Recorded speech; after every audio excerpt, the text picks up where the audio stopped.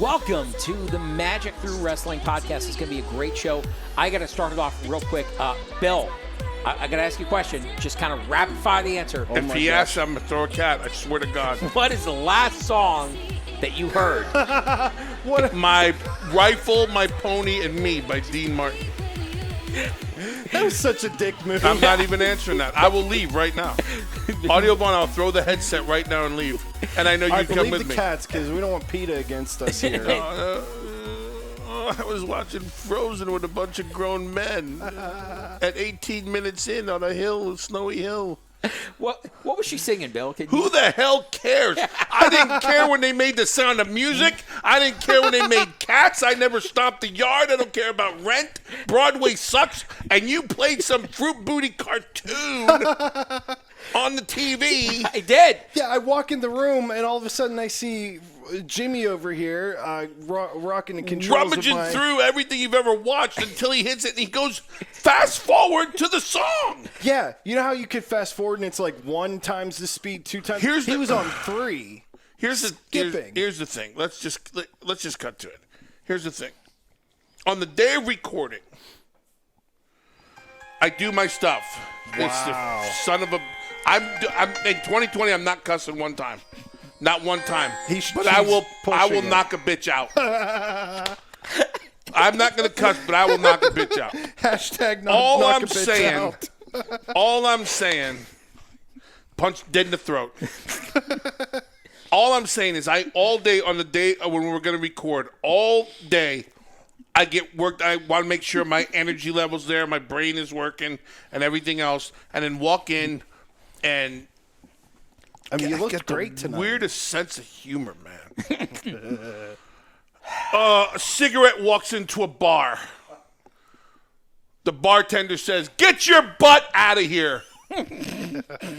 Hashtag, get your butt out of here. I think that's what you're basically telling him tonight. That's the end of it. I'm done now. Carry on. So I got to figure it out though, Jimmy. Okay, the last song I walk in the room and I'm getting all excited to start filming, and then recording our podcast. I see you running through the channels. And then all of a sudden I hear Frozen. Yeah, absolutely. So those of you that know me, Let It Go. That's right. Those of you that know me, you know I'm a jokester, you know I'm a prankster. So you can't see what happened. Audio Vaughn was in the bathroom. We're not going to talk about that. I don't know what happened, but they have to Lysol the entire thing. But he left his computer open. So, of course, a lot of cleanup. Yep. I had to change his background. I won't talk about any of the websites I saw that were open. Don't worry, Vaughn. You're good. World's sexiest man. Bernardo Shaw was looking at me, but now still on there. Audio Vaughn's background on his computer is me, Jimmy Rook, live from the Out of Control Magic Comedy Dinner Show, is his background on his computer now. So then that's amazing. Maury left his Disney Plus channel open, so obviously I had to go through it and found the most ridiculous show. So we played Hannah Montana for Bill, who has never heard of Hannah Montana. Well, he got indoctrinated really quick. Really quick. Yeah, in fact, I think after watching that for 30 seconds before he wanted to throw some, I think he could honestly say right now that he has the best of both worlds. I think that's what's going on. I want to know why you have a picture of yourself and you could transfer it so fast on Audio Vaughn's computer. I Googled it. I just Googled Jimmy I was Rook actually Magic. wondering that too. I'm like, that was like I don't quick. understand this new listen, I could very well be out on this whole thing. This could be the only episode of 2020 where I actually speak. This could be the only episode of 2020 for Bill after tonight. Well, you better hope not, because, we got some exciting news about the podcast we're going to tell you about later on. We have a lot in store for you in 2020. That's right. We have some great things. We have live videos coming up. We have our Patreon we're going to talk about soon. Yep. Yeah, well, you could be a member of that. In fact, one of the tiers we're going to have Bill is going to come and wrestle you like Festivus in your own home if you join. It'll be great. What's the biggest piece of news going into 2020 for the Magic Through Wrestling podcast? Biggest news going through Magic Through Wrestling podcast in 2020. That's right. You guys have asked for it. We have listened to you. We are going live every week. You're going to have an episode.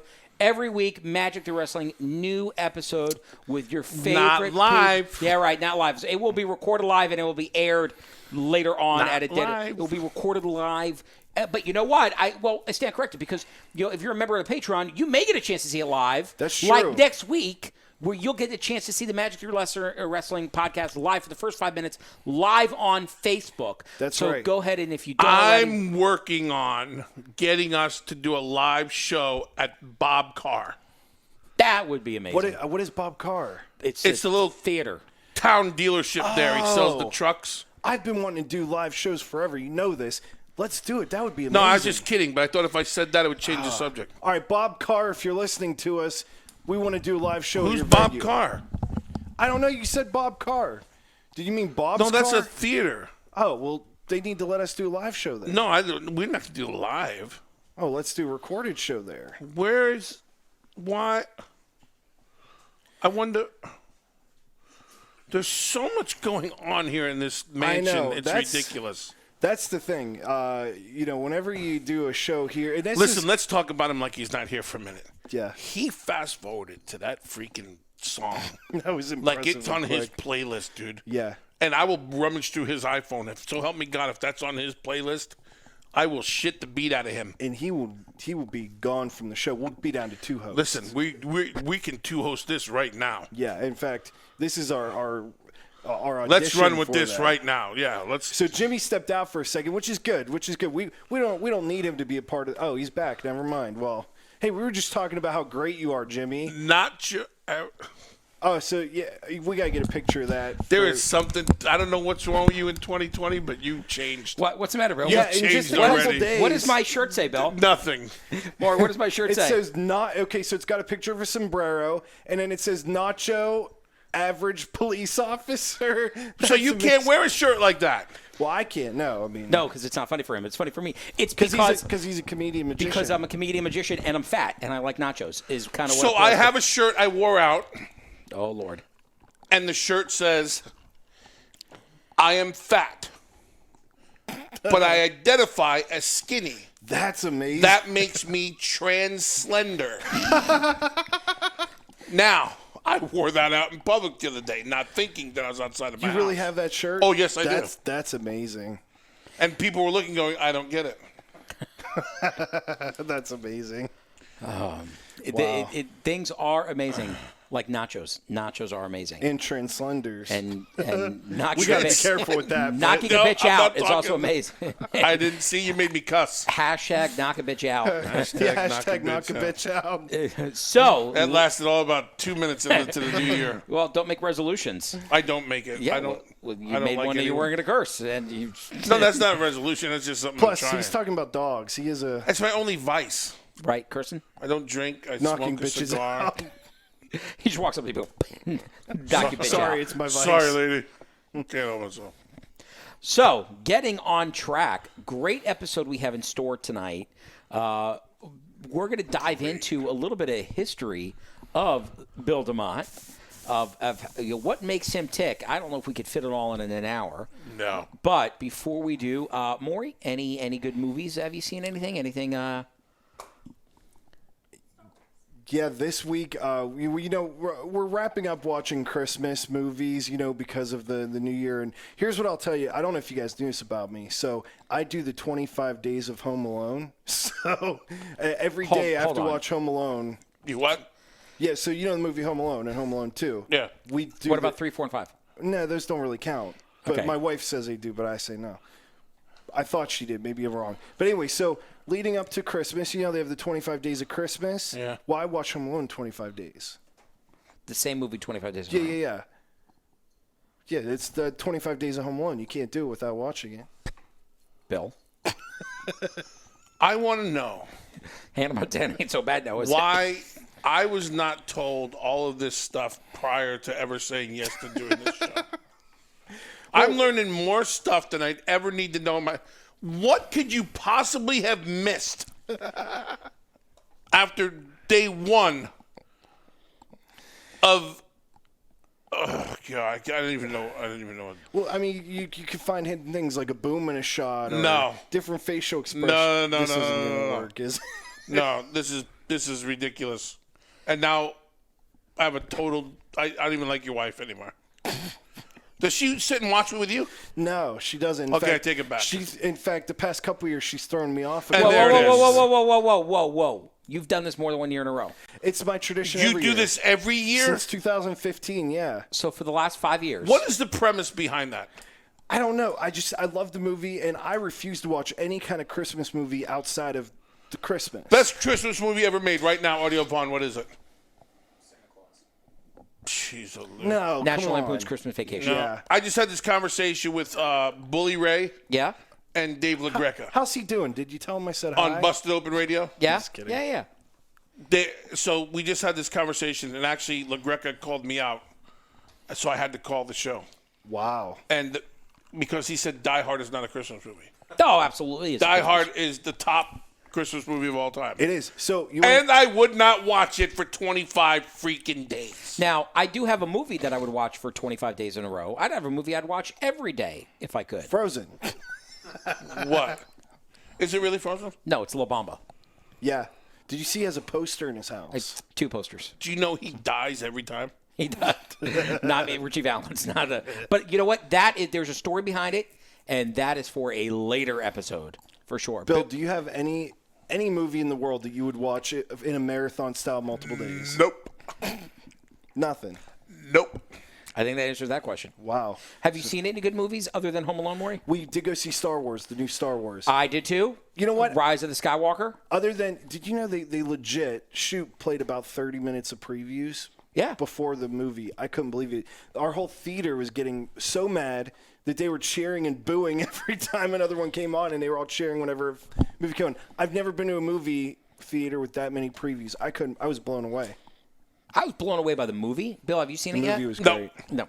So I had to rewatch the entire series, right, in chronological order. That's like 50 hours of Star Wars leading up to that movie. I know, and I did, and it was great. I'm so glad I did. But I will tell you, I'm very proud to say I was a grown-ass man there, bawling my eyes out in the movie. It was fantastic. I loved it. Bill, it hit you in the feels. Perfect. You cried during Star Wars? Multiple times. Absolutely. But it does hit you in a couple spots. There's many spots it hits you in, right in the feels. And, it hit me hard. Yes, it did. Bill's looking. He's got duck face right now. Bill, you ever cried during a movie? Oh, my God. How do I get out of this? I got a follow-up for you. I don't know if Bill could take it, but I'm excited. Yeah, I'm gonna hold Bill on for a second, Maury. Oh, I'm just going to sit here. Okay, good. You cried during Star Wars. Yes, I did. I am proud to Proud say of it. I am proud. I cried like a baby during Star Wars. Maury, have you ever watched a wrestling match and cried during a wrestling match? You know what? You haven't. cried during wrestling? I said I haven't. You thought about it. No, but there are a couple, like the tribute shows to like Chris Benoit and Owen Hart, like that's a different story. No, I'm but, talking like, about a match, like a match. No, but I tell you what, the one that have gotten me the most emotional, like not necessarily crying, but hit me the hardest emotionally, where I didn't know what to do. You already know what it is. What is it? I don't know. Go ahead. The Undertaker streak. Oh yeah. Emotionally, Yep. my brain was like in a million different places. I didn't know what to do. Yeah, no. So I did not cry for that. For me, I know you cried during one. No, What is I it? did. I did. I know. Yeah, it was Shawn Michaels and The Undertaker in the retirement match. Yep. It was that, cried and during actually two. There were two. There was another one, WrestleMania 24, and I think everybody cried. We talked about it in the previous episode. I'm sorry, I love you, and the kick. I mean, I think if you didn't cry, if you tell me you didn't cry watching a match, you're a liar. I didn't cry. Bill, did you watch a match? I was there. He was there, and he still didn't. Doesn't matter. It was all the work. Don't worry about it. He doesn't really love him. I'm just kidding. He doesn't love Ric Flair. In 30 years in this business, I've never cried in one wrestling match. Did you ever get emotional on like a win that you had or anything? No. Because my pay was the same. You just had to carry around more baggage. Yes. Oh, you're a champion. Crap. 35 more pounds. And hand grenades. And my hand grenade. That you took to Thailand. I can't. Audio Vaughn, you cried during a wrestling match? My man. All of a Audio sudden, Fox he's is got the yours. most street cred of all of us. I know. That's great. But so, talking about wrestling, Bill, let's talk about your early career in wrestling, right? The fans, I've never even cried when the Giants won the Super Bowl. No, but you. Come on, whenever they beat the Patriots, that didn't make you cry. That would have made when Rudy got on the field and made that tackle, that's real life. Yeah. Yeah. Yes. How nuts did you go? Oh, berserk! I'm not even.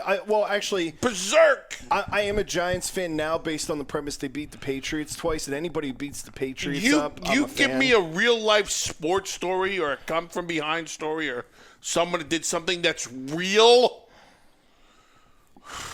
I have no problem. What are you looking. saying? So Are you saying wrestling I'm isn't real? saying that there's nothing in wrestling that can make you cry. Except for Shawn Michaels. It seems to be the X factor in this. Okay, moving on. Okay, so Bill, early career. Career. Maury, let's talk about it. Yeah, so, Hello, Alexa. Did we just set off your Google Home? What? Tell her to shut up. Hey, Google. I can't connect to the Wi-Fi network. We just got it. What's your favorite Christmas. movie? Hey, Google, what's your favorite movie? Connect to the Wi-Fi network. All right, You know, I have you have to unplug her. I have Samuel L. Jackson on my Alexa. Do you? Does that? How cool is it? So here's what happens. So you can get Samuel L. Jackson on Alexa. Yeah. So for 99 cents, right? And he'll talk to you and whatever. So, hey, Alexa. Does he curse? Have Sam sing Happy Birthday to Lacey. So here's Samuel L. Jackson. Happy birthday. Now we're laughing. He's going, happy birthday to you. And it's really cool. Happy birthday to you. Happy birthday, Wow, he goes. And we went. So there's Lacey, who doesn't cuss. There's Casey. There's Billy. I know, and like, your we're whole sitting there with family's this cake, and he goes, sweethearts. happy birthday, MNFer. I cried laughing. He cried. Anyway. Cried laughing. That's amazing. Okay, early career. Okay, so beyond early career, so this is something interesting. Whenever we were doing our research and thinking about the show this week, I thought, like I know you, I know a ton about you, especially on a personal level. We're great friends. I consider you family. But there's certain things we never really get into, and a lot of it is like wrestling of all things. Yeah. And I thought to myself, wow, I wonder what got Bill wanting to train. Like how you even went about that whole process. Were you sitting there one day on the couch saying, "I'm going"? Like how? I wasn't a fan. Really?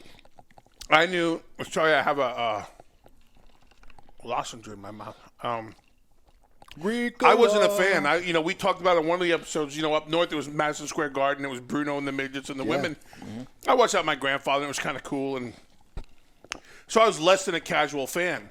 But I was in college. I was playing ball. I was going to be this great ball player. What position? I was defensive tackle. By the time I got to college, they moved me to defensive tackle. Wow. Okay. And I played a little fullback in college. And long story short, I wound up on the wrong side of the law. Got myself in trouble freshman year. Double secret probation. Still playing football, but the football team frowned upon that. I wasn't ready for school. I wasn't grown. I wasn't mature. I shouldn't have been in college to begin with. I was 17. Oh, so you went a year early? I went right out of high school. Oh, wow. Just went from one right to the other. Oh, wow. Okay. And so I was playing ball, and I come home, and my stepdad, he's like, you can't sit around the house at that size and just work. You got to do so. You were an athlete. You got to do something. Were you always like a big dude? Always a big kid. And right at college is where I started to really gain weight and was just getting introduced to weight training because I never lifted weights even in college. Oh, wow. And you're about 6 I started foot, training right? after 6'2". 6'2", okay. So, we started doing this. So my dad said, took me to a gym in Brooklyn. It was Gleason's gym, world-famous boxing gym, but that's where Johnny Rods was. He took me to a wrestling gym. And he told me I couldn't do it. The short of the long story is Johnny Rods said, you can sit and watch. This ain't for you. Wow, Johnny Rods tells you this Look me right in the directly. eye and go, this ain't for you. These guys, what they're doing, this clearly isn't for you, but you can come and watch anytime. And you're a big dude, so it's not like So you're we like... went home, on the way home, to New Jersey from Brooklyn. And I told my dad, my stepdad, I'm like, what pissed me off? So it was $3,500. Did you watch him during a session? I watched the whole thing. I sat there and I watched these guys, and it was Taz. The Twin Towers were there. Damien Demotts was there. That's what I was going to ask you, too. I was going to ask you who all was, like, around and training. And wow, okay. So I went home, and I got $3,500 up. I borrowed some. I had some. I stole some, that cliche stuff. Yeah. And I went back and hit him $3,500 in cash. That's unheard of for and wrestling school. I never left. Wow. I went there every day. What did he say whenever you come back after telling you this isn't for you? He'll beat me up. And the thing was, because I was a big kid, and I made my living before wrestling as, let's say, a bodyguard. Okay. It's a good movie. Private security? Ish. So I knew I could handle myself, and so I knew I could take this old bastard. Wow. But I let him take me every day, and he taught me lessons, and that's amazing. I fell in love with back then. Where do I learn more? And go to libraries and get VHS tapes and find magazines Before and read tape magazines trading? and wow. I started learning names and trying to find moves and not even trying to emulate anyone because I didn't know much about it. That's how long were you in training? Like total? The average rate now, honestly, is less than a year. These punks go in. Oh no! We weren't even touching the ropes. Same. Whenever they had me training, first 6 months, you didn't even think about. When I was sent out into the cruel world of wrestling, I was barely touching the ropes, but I had a look. And Damien Demotts was there, so together we had mohawk, two big guys with mohawks, and so we had a look. WWF at the time. We kept being brought in as extras. They'd never use us. We were greener than goose shit. We should never be there. Wow. But we had a look, and it made people look at us twice. That's awesome. And then, I got a few breaks along the way, and I've always learned as I earned. Wow. So I wasn't in Gleason's long, Wow, that's amazing. And it's just one of those things. I say it all the time, any interview I've done. I've always been in the right place at the right time, and the answer's always been yes. Wow. I'll try. I'll do it. I'm in. That's amazing. I've never talked. Probably the downfall now is a veteran of what I became in the industry now. I never once talked money. It wasn't about money. It was about opportunities. Wow. So I didn't care about the, That's amazing. And so you go through training, and then obviously you're learning a lot on the road. When did you finally – because, like, what I always thought was cool, like, in the 5 seconds I was in the indie circuit was whenever I got my first offer to go on, like, a little mini tour across the states to, like, Minnesota. When did you get to start doing that? I went Ted Petty, who was the Cheetah Kid at the time, later becomes Public Enemy, Rocco Rock. Mm-hmm. They were doing a tour in Germany. Oh, wow. And when I'm green, I'm telling you, I'm so green, But Road Warrior Animal couldn't make it. We were built the same. He says, bring black tights. Well, everybody had black tights. Back then, I was told you had a pair of boots, a fanny pack, and a passport. You had black trunks, you had black tights, and you had black boots. Wow. Whatever else you do is on you. But have those things because it's basic. People use it. You can do things. You wouldn't clash with anybody's gear, all the little things. And you always had a pen in your fanny pack. Wow, so the survival kit 101 back then. It was passport, a pen, and have black. Wow. And your bag goes with you everywhere you go. So I had the long black tights. So the first night of tour, like I've never even been out of the country, nothing. Wow. As a man, forget wrestling. So I'm on this trip, and here's the Samoans, and here's all these cats. And I'm like, I don't belong here. Well, I get there, and what do? They shave my head with a sideburn trimmer. Who does this? Ted Petty. He goes, you got to look like Animal. He goes, they don't know he's not here. You're going out as Animal tonight. Holy shit. They painted my face. And so they never said Road Warrior Animal. They Road Warrior, and the people went crazy. I went out, and I went boom, boom, boom, and I gorilla pressed everybody. I threw him over the top rope, and I beat him and then back out. And I did that every night of the tour. Wow. And didn't get paid for the tour. You didn't get paid? But I had the time of my life. Wow. The guy, it was the same old story you heard a million times. The guy ripped you off and never paid anybody. But when I came back, people heard about it. So I got 8x10s of with the paint. Well, Eddie Mansfield heard about it, offered me a job in a movie. And the role in the movie, the guy's name was Crash. Wow. So I left. My first wrestling name ever was Big Sweet William. Big Sweet William. Yeah, because Johnny Rods couldn't say Bill Demotts, so he introduced me as Bill Williams. Oh, wow. And he'd tell everybody, Sweet Williams. So I named myself Big Sweet Williams. Turns out Big Sweet Williams is a flower. I didn't know that. I'm not a flower guy. And the only other thing, as you do wrestling, the other guy who was Sweet William was Butch from the Bushwhackers. His original name was Sweet William. Wow. So anyway, long story short, started doing all these things. So I became Crash the Terminator, which then went to Puerto Rico, which led to Japan, which led to Mexico, which led to, all these things. But I didn't know what I was doing when I went to Japan, Puerto Rico. I still wasn't properly trained. So I spent all my time in the rings, in and around the rings, and trying to learn something from somebody. Didn't you go by Crash in ECW? Yeah, the original ECW, Crash, yeah. Wow. Who would you say you learned the most from in the ring actually doing work? I'll tell you what, when I was in Puerto Rico, I learned a lot in the ring. I learned a lot with Miguel Perez. I learned a lot with Hurricane Castillo. Chicky Star was really good to me. Hercules Ayala. They wanted to show me things. Probably the biggest influence back then for me was Estrada Sr., one of the conquistadors. Mm-hmm. Jose Estrada, who was Johnny's partner for Vince, the old man, Vince's father. Mm-hmm. They were the go-to guys. You didn't get a job unless you went through Jose Estrada or Johnny Rods. That was their claim to fame. So Jose Estrada took me under his wing when I was in Puerto Rico and stuff and showed me things. And then I started to gravitate towards different people everywhere I went, Wow. So your final match was in ECW was in May of 1994. Do you remember who you faced then? The last match, I don't know if it aired. So the last thing I was going to be a part of, because I was the original 911. Oh, wow. I was supposed to be the original 911. Wow.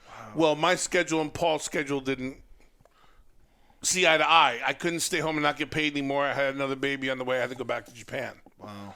But I was doing a thing under All Black, and I was Mikey Whipwreck's bodyguard. Oh, wow. And they were going to unmask me at a certain time, and it was going to be Reggie Parks, the girl. That would have been amazing. Well, so as I heard about it, it got squashed.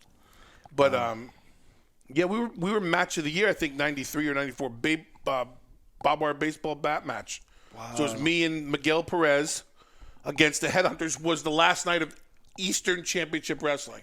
So that was the night that Eddie Gilbert was out and Paul Heyman was in. Oh, so that's the night it became Extreme. We came over from Japan to do those matches, and that's when it became Extreme. How did you feel about going into the world of Extreme Championship Wrestling? I never thought of it, man. I never thought.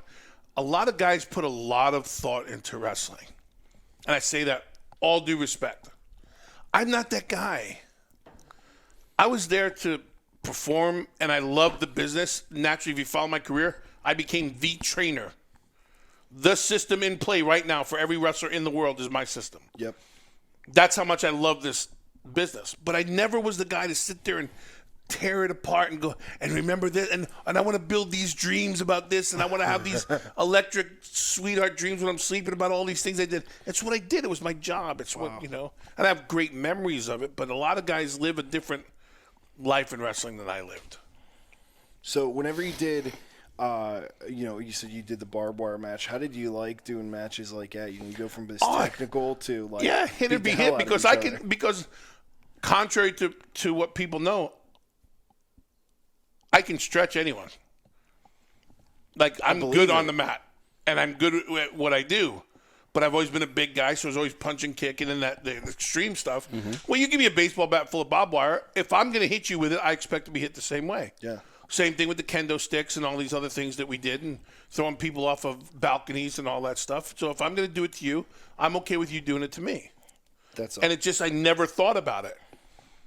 Fast forward to 54 years old, and sometimes you think about, would I ever do that again? Hell no, I'd never do that. Would you do that again for money against Maury? No, I would never. No. Can you? I would stretch him. Would you stretch Maury? If you want to see Maury get stretched, donate on the Patreon. Yeah, that's going to be a tier. A lot of money. But those things, like they said, hey, tonight in Japan, it's a barbed wire cage match. What's that mean? There's no ropes. It's all barbed wire. Wow. Okay, cool. And I went through and skin's hanging, and I got scars from it and all. And you go, but that was my job. Yeah. Never would I do it again. I mean, you'd never see me jump from a second story in a building to the floor again. I would never do it. And I don't know the mindset of why I would have done it the first time. You know? Probably sheer adrenaline. But see, that's the difference. That. Like, and I don't mean to say like these kids' backyard stuff. Everybody goes, what do you think about the backyard? It's so unnecessary. Why do it unless you have to? And if nobody's paying you, why are you trying to get a name for yourself? 99% of those cats never did anything in wrestling after that anyway. Yeah. Now they're all banged up, screwed up, and all these other things. And so they got a hero story? Oh, yeah. So the 10 people who grew up in Warwick, Rhode Island, remember that day in the backyard when you missed the mattress? Yeah. There's very few people who've ever had a success story in that world. Mick Foley's the only one I could think of. I mean, he did so much more than that, but he's got the story. Yeah, but we all did something like that as kids. Like, I know I jumped off my garage into the snow to see how you could flip or something. And Mick did these things for his love of it, and then everybody thought that was the cool. And it's not the cool. I used to put everybody I know in the sharpshooter. And fortunate enough not to really screw somebody. Right, absolutely, because I had no idea what I was doing. Everyone, and that was my claim to fame. Like, everybody who was in contact with me, and that's how my reputation was too.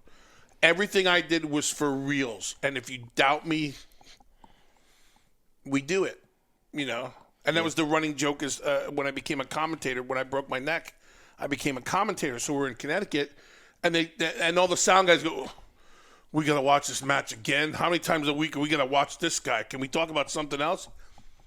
Hey, at lunch, I want to see you down at tracks, and they'd send them down there. And I'd whip him into the ropes. I'd clothesline his head off. Or I'd pick him up and suplex him. And I'd knock the air out of him. And I'd leave him later. I'd go back to work.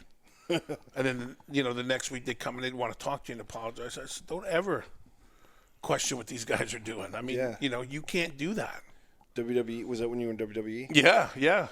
And they'd call me and go, Bill, you can't keep taking people down to the ring. Yes, I can. That's right. Yes, I can. Michael Cole said, take him every time. Wow. And that was even my reputation as a commentator. They go, you don't like it? Go talk to Demotts. Demotts will set you straight. Like, no problem. Like, what am I, off your Christmas card list? You're not going to like me? I didn't.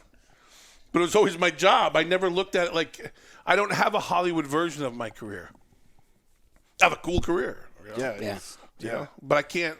It's funny because, you and I talk about it all the time, and sometimes I feel bad I don't remember a lot of the stuff I've done, but it was kind of my job. Right. And a lot of guys like to live. I don't know. I don't want to sound bad. I don't live in the past. I don't want to live off the things like, man, let me tell you about this other thing I did. Sometimes I remember something and go, oh, that was cool. Mm-hmm. But I don't like to sit back and I don't need that. Yeah. That's true. I'll tell you, of all the wrestlers I know, of all the people, and there's some wrestlers I'm getting to learn now, so I'm not, I don't want anybody to get offended by this, but you're one of the very few people I know who don't live off their past wrestling career. Yeah. Like, I think if I were to ask you today, what's your biggest accomplishment other than your amazing kids, you would say the Carrie and Demotts Foundation, which is what you're dedicated to now full time. Yeah. It's just, and that obviously isn't wrestling. Right.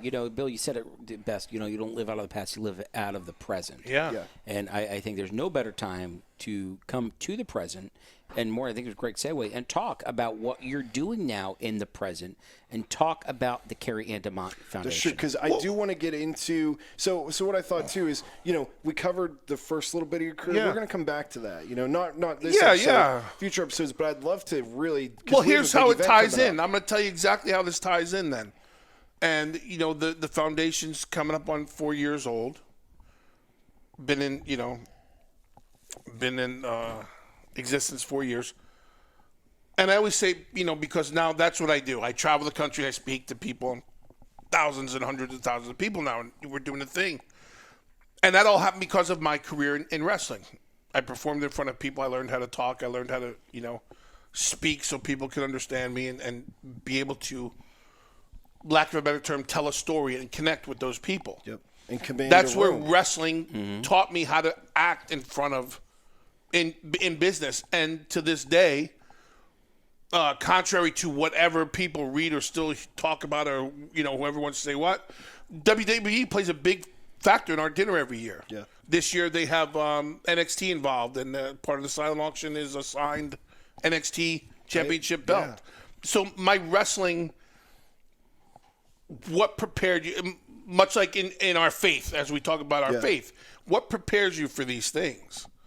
And so I just take it, and that wrestling was a part of a journey that I was fortunate enough, and I say this with all honesty, I was fortunate enough to survive both mentally and physically and emotionally, because I went through life at that time during wrestling too. People forget we have lives as human beings in between, and it's not all roses and millions of dollars and merchandise and everything else. It's a lot of problems. It's a lot of issues. And I was on a different, I was living a rock and roll lifestyle. I was traveling with the Rolling Stones in my mind, at that time. So there's a lot of stuff going on. But it got me ready for the foundation. And if you can survive and do all that stuff, and if you learned your lessons along the way, life lessons, that's what's helped us grow the foundation to what it has. We've surrounded ourselves with a good board of directors, one sitting to my immediate right. And it's just one of those things. It's hard to. It's another thing that I don't take great. Not that I don't take great pride in it. I don't talk about it. Yeah. Because it's my thing, and this is what I do, and it's my daughter, and that's for me. Yeah. The talking about it. But what we're doing is amazing. The community outreach and now the national attention that it's getting, and all those things are amazing. And so, this month, January, is Carrie's birthday, January 9th, and so we have her dinner, the annual dinner banquet every January. And a lot of people have been trying to get me to change it and say, the holidays are over, and a lot of people are, and it's not about that. It's about my daughter. Yeah. It's about making change. So I'm going to stick to January. And so anyway, we're on the campus of UCF this year in the Pegasus Grand Ballroom. Gorgeous ballroom. Gorgeous, man. Last year, wow. And what a job we did in there last year. And we're surrounded by people that are like-minded and want to make change, or who've been affected by either my daughter's story, or something that affected them, or someone, be it Jimmy, myself, or you, or someone that knows someone who's been affected, and now the word is spreading. So we have a great silent auction. We have outreach from all over the NBA and the MLB, and naturally Central Florida reaches out. Yeah. We have some great things for silent auction. We have a tremendous dinner. We feed every. I was filming last year, and somebody came up and they're like, "Hey, you could take a break to eat," and I said, "I'll pick at it," and then because I'm not going to film people eating, it's just silly. And I remember I sat down, and eventually my wife's like, "You better get back up there because they're starting." I'm like, "Oh my God." So the other side of that for us too is, we have this food and we want everybody to eat, and you have upwards of over 250 people last year. And we're feeding them, and we had so much food left over. How we spend that night and the next days, we go around to the local firehouses in the county, and we feed the firehouses. It's community. It's about raising awareness, about saying thank you. We have recognition awards, and heroes. We call them the heroes of the community. I loved that last year. We have the scholarships that we give out to high school students of any place that we speak. That high school then becomes eligible to nominate a student, or as many students as want. And we go through this big application process. It's a great application. That's amazing. It's like no other. So we do that, and we give scholarships to first responders and law enforcement to continue their education and help them with what they need. That's amazing. And we just it's about raising awareness. So that's amazing. And I think too, it's so powerful because who doesn't know somebody who's been affected in one way or another by, a victim of drunk driving? Like when I was in first grade, I almost lost my life. Is why I was big ugly ass scar on my head because a drunk driver hit us at 6 a.m. while my mom was taking me to school. I went through the window, my seatbelt popped off in our old car, and whenever the first responders came, I was laid out, and they thought I was dead. Yeah. And my mom was like, no, he's still alive. But I mean, I was bleeding out and everything. And I mean, so for me personally, it's not something that people are doing enough. Yeah. An initiative, and the fact that you are, and Well, you're using your platform. The funny part of it for us was, and I don't mean funny like as when we're goofing around funny, but it led to what else was Carrie doing? And we have so many issues with social media and bullying in school and texting and sexting and all the things that get these kids in trouble nowadays as they're trying to build their brand, which then led us to go into elementary schools. So now we're talking, and we never once talk about drunk driving because they're kids, but we talked about social media, about using their phones, about bullying, and how that affects a community, and how they don't know who's in the room today, but 10 years from now when they need a job, the person you treated like crap is now the person you need most. Yeah. So we talk about social media and bullying and all that stuff, and it always gives me a chance to then hand it over to Carrie. Yeah. And then tell that story. It's amazing. And it's been it's life-changing. And that's the thing, and Frank says it all the time, and there's a lot of people, like I said, I'm surrounded. We're blessed. And a lot of people say, you just saved lives. I don't look at it that way.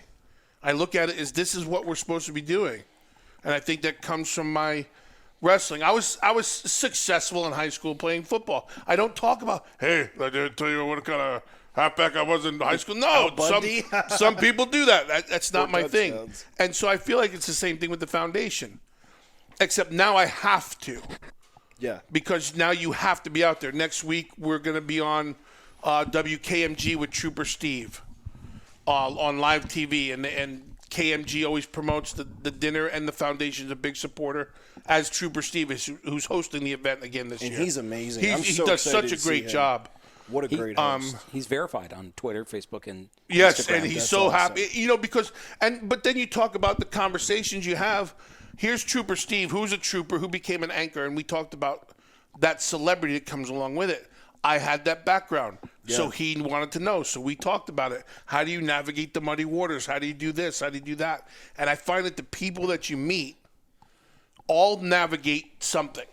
Yeah. And if I can steal how you navigated life where you were, and you did it, and I did it, then I can listen. I have a face for radio, but I have a voice for millions. Yeah.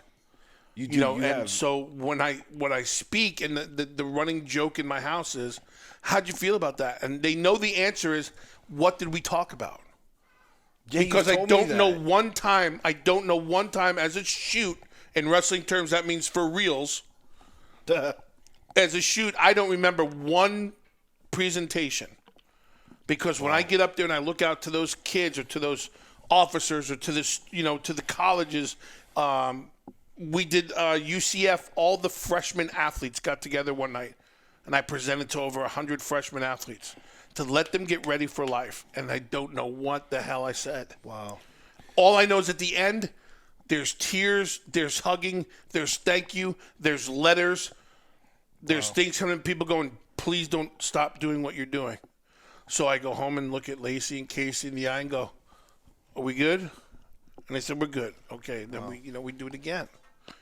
Yeah. So it doesn't, Last year was the first time I saw you live whenever I was filming, and it was the craziest thing that I don't think I've seen before.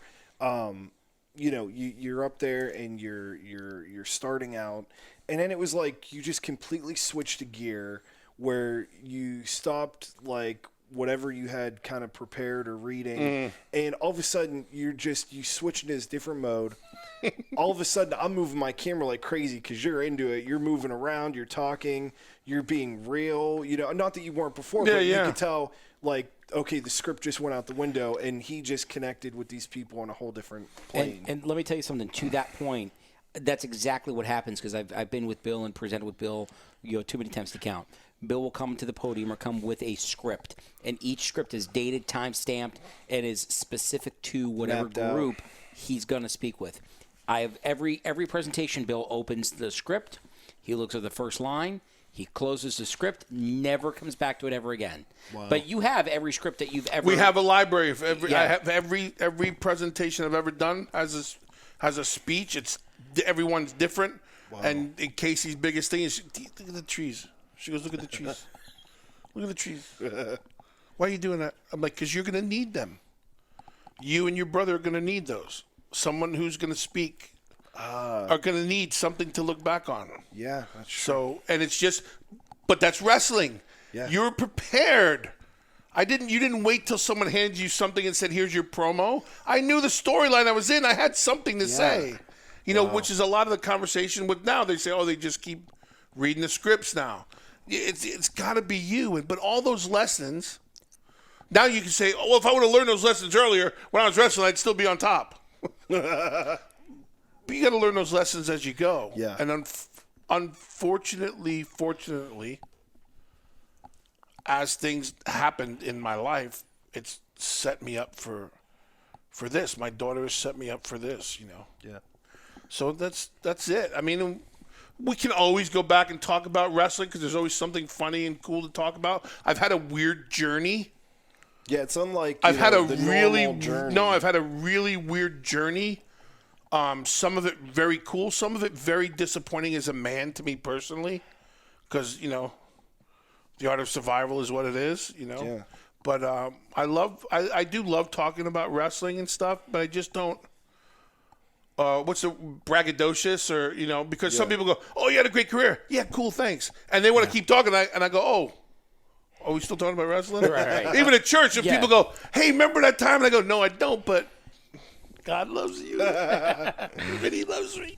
Yeah, because that's so funny, too, because my friends, especially the ones back home who I don't see often, whenever we talk, we always talk about wrestling because we're super fans. But it's so funny because they always ask me, about you, obviously, because we do the show. They know we're great friends. And they always ask me, what does Bill think about this? And I'm like, you know what? We don't really talk about wrestling, and you just hear him on the phone that they're blank. And I'm like, it's not because he doesn't like it. He's a super fan. That's he loves it. But Bill's not somebody who's going to sit there and throw every accomplishment in your face that he's ever done. We drive together on nights when I'm out. Oh yeah, and we drive. And one of the first times when we really started to click and really get to know each other. Do you mind if you ask me whatever you want? I'll talk to you about whatever you want. Yeah. And if I ever want to ask a question about wrestling, I go to Jimmy. Yeah. Because he's got a, phrase and verse. He's got the whole thing. I could say this and he'd run it down. You say, Bill, tell me about October 30th. Oh, God, what happened October 30th? I don't know what you're talking about. He'll give me from 1978 to 1989 in 5 minutes. You guys are but I dig that about people. So I like being around that. I'm not that, I can't get it. And people go, you go and do these meet and greets and go, tell me about the time you wrestled. I was like, what happened? Tell me what happened. I'll tell you how it was. Yeah, I was telling you the other day, I was watching you, I think it was you and Benoit, and then the lights go black for 5 minutes, and I'm like, well, something had to have gone wrong, and you barely remembered it, but it wasn't I have a bad memory remembered. It was we did that, You know what it was? He was in Thailand, that match. I forgot. I'm going to bring the passport. Hashtag, what was it? Yeah. Slap a bitch or something like that. Knock a bitch out. Knock a bitch out. Hashtag That's Stevie Ray. Stevie Ray all the time. Knock a bitch out. Which, coming out the dirt sheets, we hear that a Harlem Heat reunion may be in the works. Yeah. I think it was either for Royal Rumble or for, I don't think it's WrestleMania, I think it's Royal Rumble. Harlem Heat and the Revival going at it. If two guys could ever pull it off, it'd be Harlem Heat. I was with them in Japan. The funniest, forget it. Booker couldn't take the heat in Japan. It was winter. He couldn't take. There was no heat. So in Japan back then, when it was cold, the arenas were cold. When it was hot, the arenas were hot. We're in a 3-week tour in the dead of winter, and they're bringing these little space heaters. And Booker, the music's playing. I ain't going out. I can't do it no more. We're 4 days in. 4 days into a 3-week tour. I can't. They're playing the music. Come on, I ain't fucking. He got up and he left. Did they put you in tights that had flames and you went out and? No, I was over good in Japan. I liked going back to Japan, but it was so funny. Like he said one time, "I've had enough." What do you mean you had enough? He's on the plane the next day. He's flying back to the States. That's hilarious. He left the tour early. Oh my God! It's wow. Japan make you break you. Did he do it 5 times? Yeah, did he do it? 5 times. 5 times. Greatest. So funny. He's one of those guys. Him. There's a couple guys I'm really sincerely happy for that what's happened in their career-wise and as businessmen and stuff. And he's one of them. He's got a great story. Lance Storm. That's your Lance boy. Storm's my boy. Taz is another one. To me, Taz set the tone for guys like me because you were a wrestler. And back in the day, you were a wrestler and you were nothing else. And I'll use a name and I don't mean it bad. It's just going to sound bad. Greg the Hammer Valentine's a wrestler. He's still out there trying to wrestle today. Why? Because that's all you did. That's all you know. Yeah. And you're a wrestler. And it hurts my heart to see certain guys out there still trying to do what they did when they were really, really good at it. But then Taz was the guy who, for whatever reason, got hurt. And he was a commentator, and then he was this. And so then I went, man, there's more to this. And I wanted to watch. So I watched the camera guys. And then I had an opportunity to become a commentator. Then I was an agent. Then I was a producer. Then I started writing TV. Then I get, so the career, while my in-ring wrestling career was 28 or, whatever it was, the career's still going now. And then, taking over the system, that's a career. Right. Absolutely. That's a freaking career. So the guys who did that, the Tazes, and you look at, and that's why I say Johnny Rods had the best graduating class of all graduating classes. You had Taz, you had Dreamer, you had Demotts, you had the Dudleys. The guys that came out of there at the time were second to none. That's amazing. And all still active. Yeah. I mean, look at Devon's. He's a producer now behind the scenes. Look at Taz. Look at Taz, what he's doing. Look at Dreamer, what he's doing. Look at what Bubba, what he's doing. Yep. I think Damien Demento is painting silhouettes in a corner somewhere. Bill DeMott is talking to two idiots. Yeah, two morons. Bill DeMott is sitting here watching Miley Cyrus be frozen. With the world's sexiest man with on the the world's Bernardo Shaw. Birder Shaw. So that's wrestling in a nutshell. We like doing the show with you, Bill. It's fun, but I tell you what, there's not more fun happening in my life right now. Same here. I was telling my wife, I said, this is, I look forward to this. That's why 2020, we are going to ramp it up. We're going to give you guys so much more. We have so many big things coming up. Not that we weren't putting a lot into this before, but we were kind of taking it step by step, developing the show. Yeah. We really wanted to make it special. And man, there's some really big things to come for Magic Through Wrestling.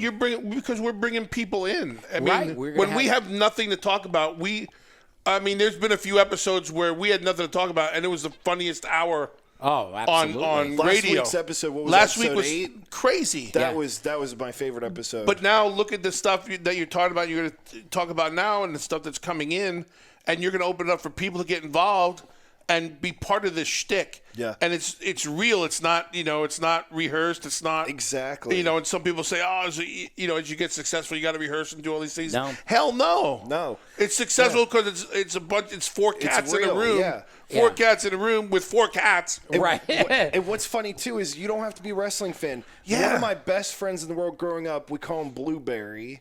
That's a whole different story, but Blueberry, shout out to you.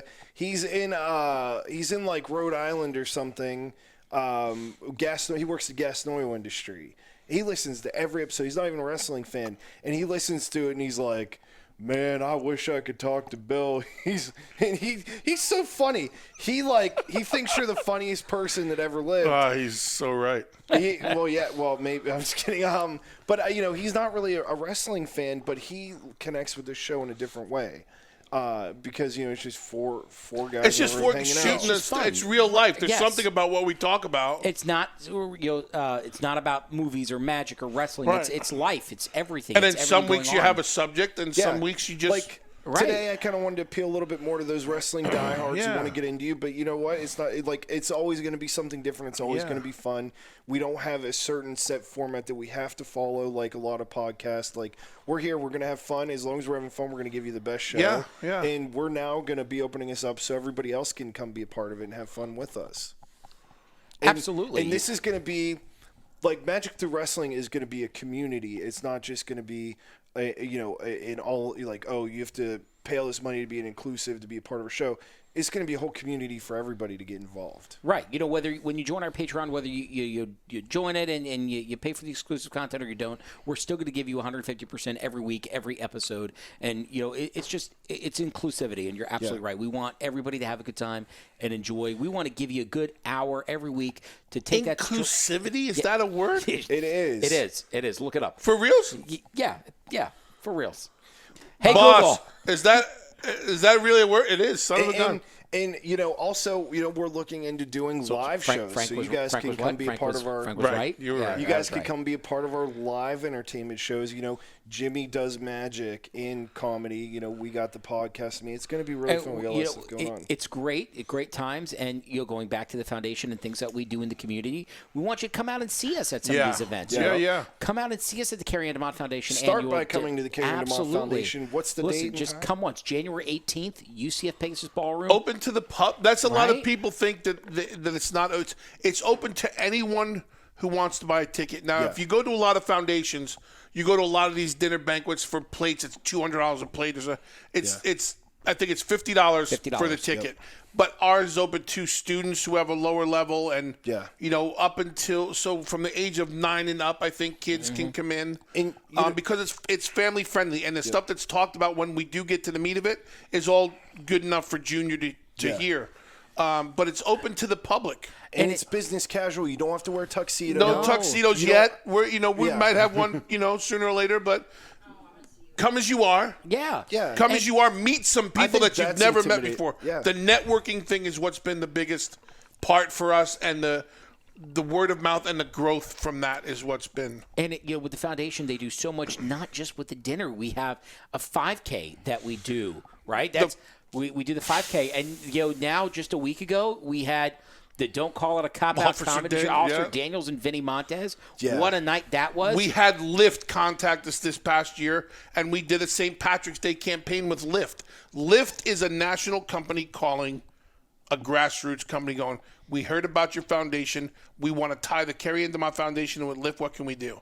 That's amazing. So fast forward, what we did really quick there was every green card that gave a ride, Lyft donated $1 to the foundation in Central Florida. So in Central Florida on the St. Patrick's Day, 890 cars were green, gave rides, and Lyft donated. And it's listen, the only way we survive is donations and sponsors. Yep. That's what I'm shooting for this year, some sponsorships to get us, because we're traveling now and we're going further. But donations are great. But 890 people heard the message. That's amazing. 80 police cars at UCF have the message in their car. There's over 100 Florida Highway Patrol cars that have it. Every agency has it, and that's the thing. So we want bodies. Come to the dinner. Come once. Yep. Come once. If you don't have a good time and you don't meet someone, and if you're not affected, here's the good news. You don't have to come back for the 5th annual. Yeah. Here's the better news. We're going to have a 5th annual. Absolutely. And I've never heard anyone leave less inspired, motivated, or go home and feel blessed and count their stars, their lucky stars, for what they have in front of them. Yep. And that's really what it's all about. Yeah. Really what's in wrestling, in movies, in magic, and everything else, at the end of the day, we were there doing our jobs to entertain people and make them feel good. The foundation, just times 10. It is. It's a great night, great time. I know Bill mentioned, NXT. NXT, they're going to be in, I think, what is it, a belt? A signed belt. Signed belt. Don't listen. Belt. Don't get your hopes up. That's coming home with me. The Orlando Magic is in. The Solar Bears are in. The Orlando Predators are in. The Out of Control Magic Comedy. Out of Control. $14.95 pizza. Right. Wonderworks is in. Victory Casino Cruises is in. Wow. And then we have Four Rivers, Chick-fil-A, Smoothie King, we have beautiful baskets made up for you name it, we have it. That's amazing. Chick-fil-A. I'm excited about Chick-fil-A. That one's coming home with me too. My son Silent wants auction. to bid on Chick-fil-A. I will bid fight on your that son. one, too. I will throw an 11-year-old across the room. Chick-fil-A. Let me tell you what Chick-fil-A has donated for this dinner banquet as a silent auction. Okay, because I love Chick-fil-A. Do you love Chick-fil-A more? I'm obsessed. Right, Chick-fil-A. Except for Sundays when they're closed. Well, but, listen, yeah. let me tell you what you can't do on a Sunday, but you can do any other day of the week. For the entire year, a year supply of Chick-fil-A. Chick-fil-A has serious? donated a year supply of Chick-fil-A. supply. Right? I'm gonna have the big one just thinking about 52 gift cards. 52 gift cards for you to use. Chicken sandwich, fries, cooked, all 9 yards, once a week for an entire year. And then the funny part about that is Disney was in for the first 3 years as well as SeaWorld, and now they do things where they do community, where their employees or something, they match community hours into money. Wow. So all of a sudden, as we get past this dinner as it happens, 4 months later, all of a sudden we're receiving a check from Disney because one of their employees donated their hours. So Disney matched the hours to the thing and made the donation to the foundation. awesome. So the reach. We just heard from the FBI this year. Yeah, the Federal Bureau of Investigation.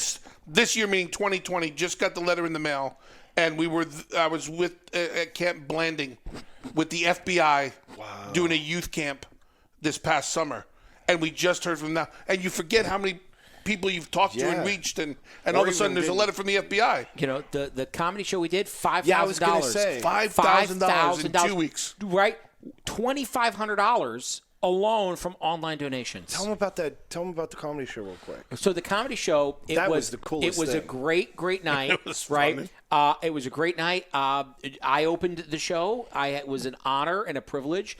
Bill has never seen me panic like this. I always see Bill panic because we travel a lot. Okay, we're gonna get it. Make a note. We're getting into this next week. This whole thing, Next this week, preparation. I'm writing it down. I have a video of the This preparation. preparation thing. Post that on the. You want to post something? Post that. You want to see what I do before a show? Join the Patreon. For the love of, Yeah, that'll Join go on the Patreon. for the love of But Pete. yeah, I was nervous, but I got up there, Maury. I did a trick. I did a trick that I am very comfortable with. I did That's a good Like a trick. go-to. Card on forehead by Michael Finney. It was great. I messed up the opening bit. Which was awesome. It was great. Bill. Big deck, small deck. Guy picked a big deck. He went to open it. It was cut in half. Wow. That's not supposed to happen. I messed up. Picked the wrong deck of Bill cards. says great. It was great. It was such a great cover. Right, it was because they said okay. he said, "Hey, this deck is cut in half," and I freaked out. I'm like, "Oh my god, I messed that up big can't time." just go grab the other No, deck. you can't go. So I said, "It's okay. I did that specifically. I know you're not used to playing with a full deck of cards, so a half a was deck would work for you." great. That's amazing. Yeah, but it was great. So I got up there. Officer Daniels got up there, and then Vinny Montez. Vinny was. Vinny- I mean, I think you guys are related. I think you are brothers.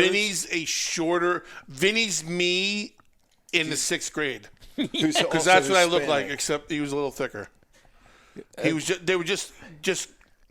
So there's 2 guys who made a post, and they're going to come and do 2 live shows for any 2 foundations out of 4,000. Yeah, how did Frank they puts pick it in that? there. Was it like They a- called Frank, said we're coming to you because they looked at our website, they looked at the message, they heard from Frank, the letter that Frank wrote, and they said we're coming. Wow. And that's how this happens.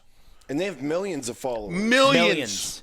And that's how it happens. They came here, and in 2 weeks, they raised $5,000 and raised the awareness of what we're doing. Wow. So in the year 2020, everybody shouldn't be surprised if the truck is driving out to Colorado and driving out to all those places. Yep. It's just been an amazing ride. But this dinner's the one, because they say most nonprofits don't last 5 years.